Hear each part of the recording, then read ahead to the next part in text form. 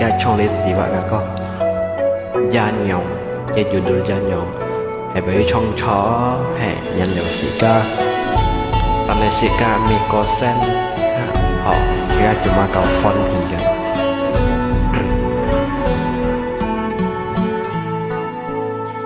trời sẽ sống vì chung dấu chiêu hệ gia nhộng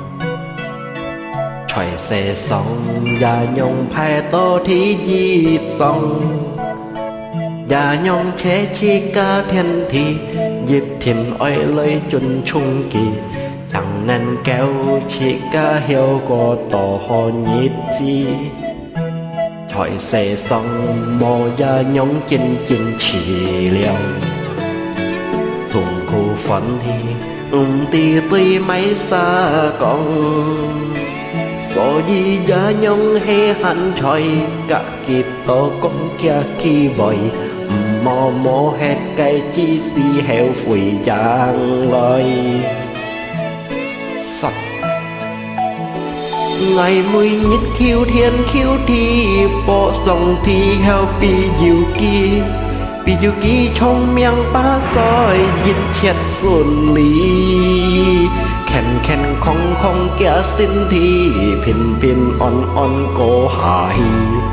và nhất chỉ có to mô sao ya mô ly ngày mô má cây hồ bún kỳ ngày mô má cây hồ sông kỳ ngày tì giá nhông cây em nhi ngày bạn hì chè dư kỳ choy ngã sim ly dịch kỳ pha oi con kỳ tì sẽ sống ấy truy thung truy sẽ nhìn chê hệ nhì so di hè sĩ ca hành lưu gia nhau sĩ ca ai thùng kỳ họ heo phơi si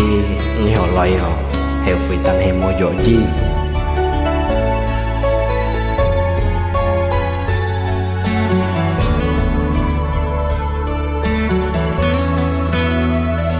trời sẽ sống mô gia nhóm chín chín chỉ liang thùng cô phấn hi đi tuy mấy xa con so gì gia nhông hay hăn trời cả kia to con kia kỳ vội mò mò hết cái chi si heo quỷ chàng lời sọt ngày mùi nhít khiêu thiên khiêu thi bỏ sông thi heo pi diệu kỳ trong miệng ba soi giết chết xuân lý khen khen không không kia xin thi phiền phiền on cô hài và nhất chỉ có to mô sao ya mô ly ngày mô má cây hồ bún kỳ ngày mô má cây hồ sông kỳ ngày tì giá yong cây em nhi ngày vẫn hì